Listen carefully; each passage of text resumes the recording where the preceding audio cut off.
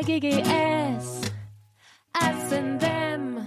Hello everybody and welcome to our HGGS podcast, Us and Them.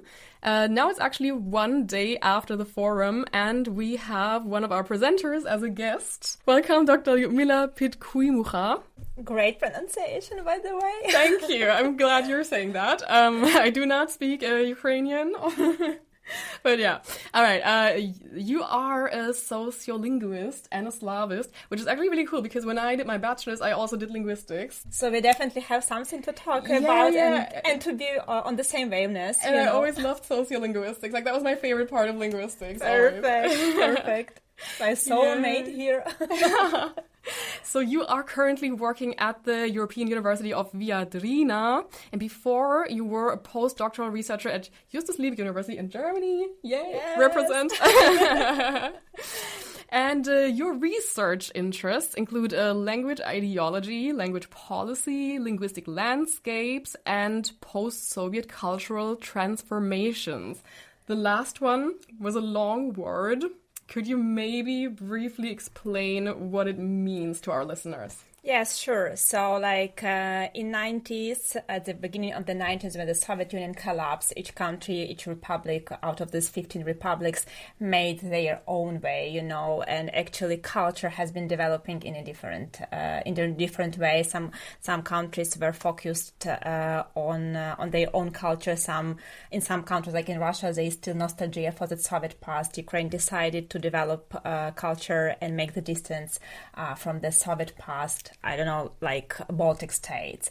So, and actually that how cultural has been developing since then, and there are like crucial differences in all these countries. I'm not a huge specialist in all 15 republics, to be honest, because I'm mostly focused on Ukraine and partly in Russia, especially in the shadow of the current Russo-Ukrainian war, but it's mainly like that. If to simplify.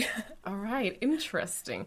And I also saw in your bio that you are the co-founder of a project that is called Vision Ukraine Education Language Migration. It's a research network? Yeah, it's a research network. So me and 3 more colleagues from Hildesheim and from Koblenz and another colleague from Gießen, we decided that we need to create such a network to bring Ukrainian scholars together.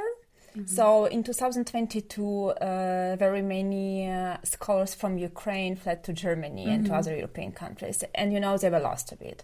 First of all, because of the war, it's huge stress. Some family members were still in Ukraine. They had to move, new environments. They didn't know language. They didn't know what to do, how to do. And we decided in such a way to help them. So we just created this network. We're inviting people to our network. So main reason was to those people to demonstrate them they're not alone. That there are very many other people like them. There are some researchers who came to Germany and to German-speaking countries before, and they can help and they can advise, and that was the main reason. And then it was other reasons, so joint cooperations, joint projects. We made a couple of publications together with other members of the network. We are organizing such weekly series lectures so people can present their projects, and oh cool, you are working in that project, me too, let's cooperate. And then I'm so happy when it happens. We try also to support young scholars, so PhD students, master students, because sometimes, we have your supervisor and you need some other piece of advice, or you need some other opinion, or just to talk to someone. And actually that is also why we decided to create this network. Oh, that sounds so wholesome. So is it mostly people from humanities and social science, or is it people from different fields as well? Actually, we are inviting people whose focus is more or less Ukraine. So there are also economists, sociologists from political science, mostly, to be fair, from humanities and from social studies, to be honest. However, also from other fields as well. All right, so everybody's welcome. Absolutely. Wonderful.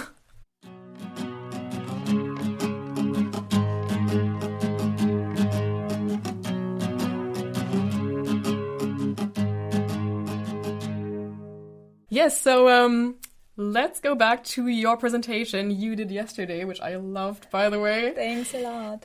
You talked about Ukrainian war posters, and I remember that you said that there were 2,000 war posters that were analyzed.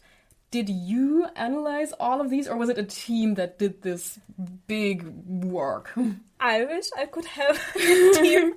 When I've been working in Gießen, I had a student assistants, Hivi, so it was a bit easier. However, now at Liudmyla, where I'm a fellow, I don't have such huge help I had before, so I had to do it by myself. And another problem is that I didn't, for this presentation, I didn't use any program like Max Kuda, anything, so everything was analyzed manually. No AI. No AI. Wow. I'm impressed. I really am. Yeah, it was like over 2,000 posters, and of course at presentations I just chose like the most significant and they could illustrate. But I needed as many as more. You know, of course I could analyze 10 posters, but then for me it would be tough to demonstrate dynamics and to generalize something. That's why I analyzed very many of them, but presented because of time limit just a couple. But main tendencies were still shown, I hope. Definitely, yeah. Although you only had 15 minutes, but yeah, definitely. And so when you talked about your methodology analyzing these posters, you mentioned functional theory. Could you explain that term a bit more to our listeners? I will try to simplify it as much as I can, actually, because I assume our audience can be from different fields and probably they do not need so many terms and so on. So the main aspect I have been analyzing, it's absolutely connected to our topic of the conference and this podcast, us versus them. And actually, functional theory as well as critical discourse analysis also are dealing with. I didn't mention Van Dijk, for instance, his point of view. I also have been analyzing Yuval Davis. I also been analyzing her point of view that during military conflicts, during wars, you know, this us versus them is even more clear. Such huge line, black and white. So, and actually that what helped me to analyze from this perspective to fit this conference and the main topic of the conference. So actually that's what we've been talking about, that it's called attack, that not literally, but attacking enemy. So enemy is dehumanized. I mean, are demonstrated and shown like only negative features, and claims as like positive describing of ourselves in this case. And do these enemy images refer to the Russian military only, or is it against like the whole Russian population, the whole country? Actually, both. So I would say there are, for instance, Russia as at the country. Then it's like enemy is Putin. Very many posters are about Putin. I remember these posters that made the comparison to Hitler, for example. Yes, yeah. So like Adolf Putin or Vladimir Adolfovich and so on, such textual part of the poster. Some of them are also towards Russians, but you know, what I noticed, it's not like we want all Russians die. It's more about that they are puppets, that they are zombies, that they are slaves, that they do not make any decision. So like if in case of Putin there was poster burn in hell, quite fair, I would say. But towards Russians, there are such posters I came across. So they are enemies, but in such way, because in Ukraine, and honestly, I support that everyone is responsible for this war. Those who are also keeping silence and do not say anything, do not protest, do not, silently agree. That's also what they are contributing to this war. And actually that's what posters are demonstrating, that the silence, the slavery and being like a zombie, that's also their contribution to the current war. I see. So these 2,000 posters you analyzed, where did you actually find them? Like, did you just take photos in the streets? Or, for example, do people also share them on social media? Because I remember that especially at the beginning of the war, social media played a huge role. That people shared many videos on TikTok, many posts on Instagram. So are the posters also popular on social media? Absolutely. So I would say it's new era and new breeze for posters now, and it differs completely from the posters once could see during First World War or Second World War, when these posters were printed on streets, I don't know, in some educational centers, in authorities and so on. Nothing like that. Now it's new era of digitalization everywhere, and also in posters as well, you know. So all posters I collected were from social media. So some artists are posting in their Facebook pages, or on Instagram. Some of them are collected from different archives. There are even such poster archives and digital poster archives, and you can use also some list and make sort it out by topic, by image, by message, and so on. So there are also such archives. So what I wanted to summarize, all these posters I collected were from online, you know, or from social media or from different websites. There are also other websites where I collected these posters from. However, they are also printed.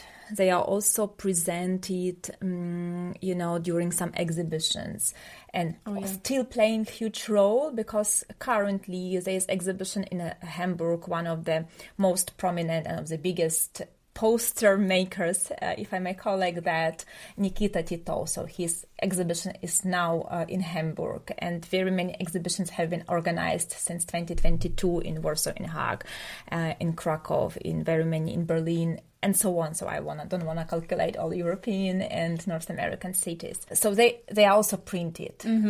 But mostly for exhibitions, not like you can go on the street and see these posters. That's one thing. And second thing, there has been also book published, like posters of wartime. Not so many copies were published as far as I know, but still available at some libraries or at some private collections or at museums and so on. So that is like when posters go beyond digital, digital area only. But it's super interesting that they function in different media, in the digital world, but also in the physical world. Absolutely. And if I may also add, what is interesting about current posters, because I've been also analyzing in my previous papers Second World War posters, and how the images from this time are now used in Russo-Ukrainian war since 2014. But these posters, compared to Second World War posters or First World War posters, are made only because of initiative, if I may say so, of artists. So they feel like that. They see like that. No one is telling them what to write, what to paint. No government. In this case, what I've been analyzing. So that's just only how they feel and how they see that. So it's not like government-controlled posters compared to was, I don't know, in Nazi Germany or in Soviet Union or in the US or in Great Britain during the Second World War. That's one point. And second point, what actually differs these posters from previous, it's that they are really timely. You know, for instance, if something happens, the posters appear the next day.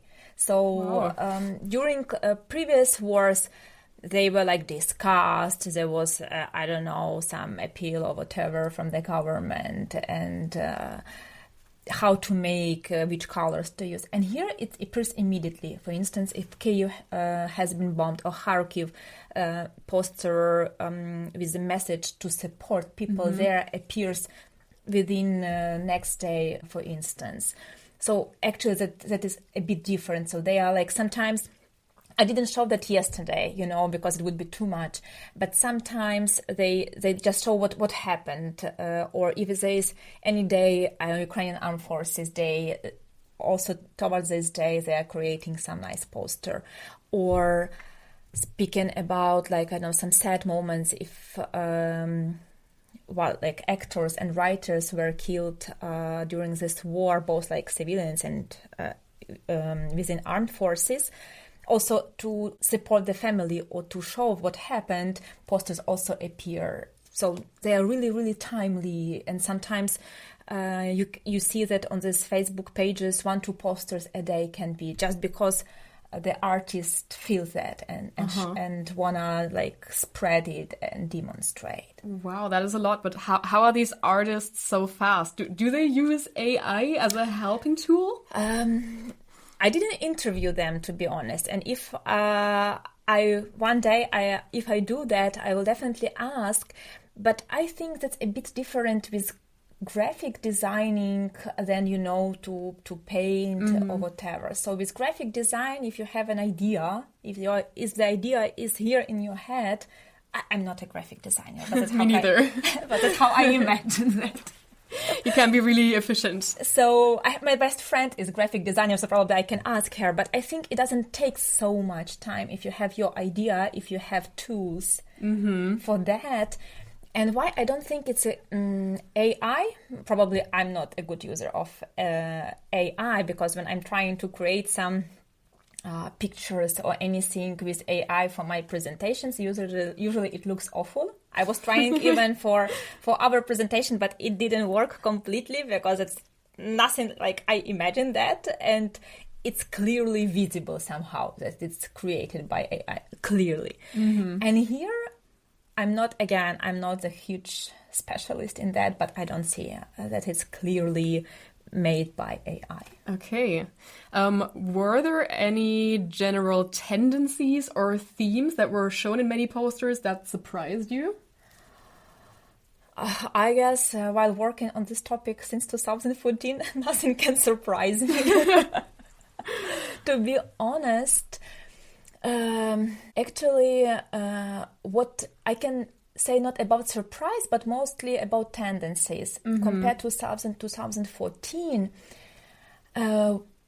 probably depends also on posters. I have not analyzed everything, of course. But what I could see while working on that, that for instance, in 2014-15, when the war started, and annexation of Crimea, I saw more posters towards hate to Russia, toward demonstrating and dehumanizing enemy. And here I saw more posters to support Ukraine and Ukrainians, to demonstrate that we are different, to demonstrate that we are not alone, to demonstrate that we will be fighting till the very end, to support.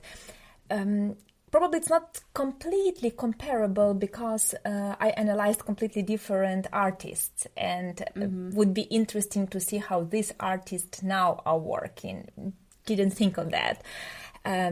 Probably also depends on artists, can be, I assume. But what I saw now, it's more towards Ukraine. And what I also noticed that in 2014-15, very many, because, posters, as I mentioned yesterday, it's visual and textual part. And very many posters were in Ukrainian or in Russian when it was about Russians. So like Cargo 200 or 300, and this like some messages if the artist wanted to say something to the Russian audience or target group, supposedly. It was in Russian. But what I saw now, very many posters are also in English. So just to show the world what's going on in Ukraine. Because they're also shared on social media? Yeah. So it's in social media, and it's also like now world is more involved into that war compared to 2014 and to 2015. It was not almost mentioned in Western media. Yeah, I remember. So it was more for internal audience. And what I see here, I assume it might be also for external audience because very many posters are also in English. Of course, are in Ukrainian and almost nothing in Russian, at least what out of these 2,000 posters I've been analyzing. So that's probably nothing that can surprise me, that can be tendency, and we can explain that. Not surprise, but actually what has changed since then. All right. Now a bit of a more serious question, because you seem very dedicated to this project. And as a Ukrainian person yourself, I imagine that this must also be deeply upsetting to you sometimes. And so I just wondered, is it difficult for you to distance yourself a bit from this topic so that you can academically, objectively analyze these posters? That's why probably yesterday I told about my positionality. And that's a question if the scientist can be completely objective or not. That's a good question, because if to use like critical discourse analysis, and it said that actually any scientist is biased, more or less, and completely objective, it's not possible. There's always the human factor. Absolutely. Here, if to distance myself completely, no. Because, I'm Ukrainian, and every poster comes not only through my mind as a scientist, but also through my soul and my heart, and it resonates deeply with me and what I feel. And that's also the aim of poster, to resonate and to make some emotions. But in this presentation, particularly in this topic, I'm operating with tools.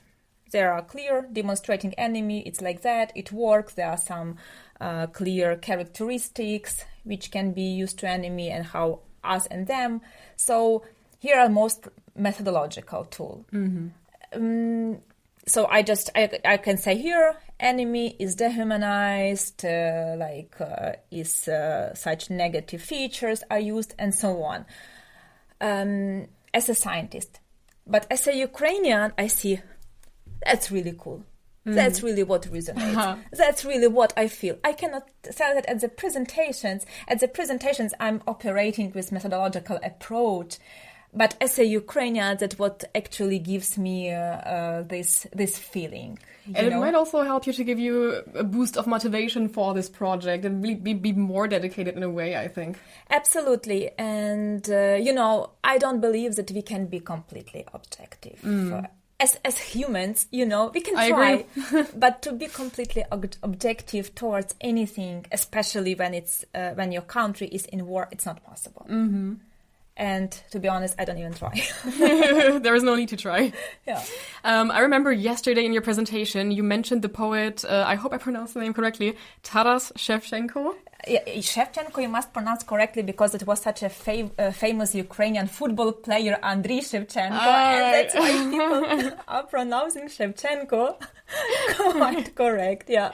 And you mentioned that some posters contained motives from his poems, and I wondered why that is the case. Like, is he regarded as like the national poet? Are there any sentiments that are connected to him that are reflected in these posters? Absolutely, great question, honestly. And you noticed, you almost replied to this question. That's really, it's like national poet. It's like, I don't know, Adam Mickiewicz for Poles or William Shakespeare for Brits. I see. It's like in Germany, Henry Heine, for instance, or Goethe for Germans. Right. It's like that. So the most prominent Ukrainian writer on the one hand, and on the other hand, on 19th century, he was able also to write against Russian Empire. And now, like when we have this processes of imperialization, of decolonization in Ukraine, his image is even more important. And that's why in the posters, his image used very, very often. And it's not something new. It's like since 2013-14, when the Euromaidan started, they started using his image. I remember there were also a kind of graffiti on buildings on Maidan Square with his face, with his words. And these words also resonate, like «Борітеся, поборете, вам Бог помагає», like «fight and you will win because God is with you», something like that. And that's actually what also resonates, Makes sense. With Ukrainian and so on. And he's like, his books, Kobzar, are in every house.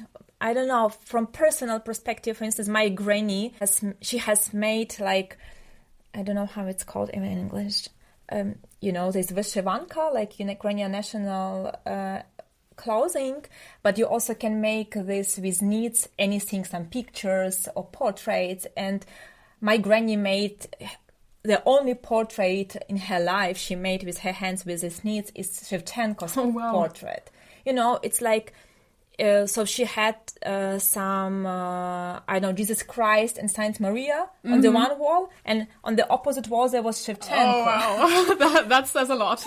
So, like, just for you to imagine how important his figure is for Ukraine, and his monuments are all over the world, even, of course, all over Ukraine, but also all over the world. That's why, and sometimes he is also called someone that can predict future, because like a fortune teller. Yeah, like fortune teller. So, like, when you read his poems, and sometimes you see cannot be true. It's like it's like he is describing current situation. So that's also one of the reasons why his image and his text are quite often used in posters. Mm-hmm. Very interesting. And if I may also add about Shevchenko, some probably less connected to posters, but a bit more connected to his image. When Kyiv region, Borodyanka, was occupied in 2022, what Russians did, they shoot into his monument. So, like, that is how they are afraid of monument. Come on, what the monument can do to you, but it was more symbolical, like to shoot the monument. And in Luhansk, in occupied Luhansk right now, what they also did, they didn't do anything to the monument, but they made a sign like Taras Shevchenko, Russian poet. Oh my God. Or, for instance, in occupied Melitopol, they removed the monument, but instead put this two heads eagle as a symbol of Russian empire. So with his image, he is dead for hundreds of years, but his word is alive. And, and when the Russians are behaving like that, trying to erase his Ukrainianness or to shoot even monument or to remove the monument, that it gives even more desire to include him into posters or any other mass culture products. I see. This actually kind of brings me to almost my last question, because you talked about the role that Shevchenko plays for the Ukrainian people. And now I wanted to ask you, what role do these posters play for the Ukrainian people? What do they mean to the country, and how important are they in this war? They are very, very important. I can say that because, I have not been only collecting these posters, not only downloading them and putting it into some folder, I've been also reading the comments of people. And there's such huge interaction now, thanks to social media, between the artist and the audience. And how people write these comments. I don't know, someone writes, these posters gives me strength and keep me alive. Or, yes, it really resonates to me, and that's really how I feel. Or 300,000 thank you for this poster, and thank you for what you are doing. And that then it means that it makes sense, that people value that you are doing that not for money, you are not doing that for government, you are doing that because you like what you are doing. I'm talking like from the perspective of the artist, and you are doing for these people who value that, to support them. And really, sometimes I've been looking at those posters not only as a scientist, not only as a researcher, but also as Ukrainian. And as I mentioned, it really resonated to me as well. And then people are making and asking, can we repost that? Or can we use this poster for our other presentations? Or can we make the picture, painted with oil out of your poster? So it means that this poster has been created, but then starts living its own life. And that's probably the hugest compliment can be made to the artist when it resonates and it continues its life in other pieces of art or in other even spaces. That must be an amazing feeling for the artists. Absolutely. So it's actually what brings me now our talk, thanks for that, to interview this artist and to make then to ask how they make, how they feel, for what motivation. That can be another project. So if you organize that'd be so cool. I would love that. conference like that, I will gladly contribute probably with that. What came to my mind while talking to you now. That'd be so cool. Yeah, I'm glad I inspired you.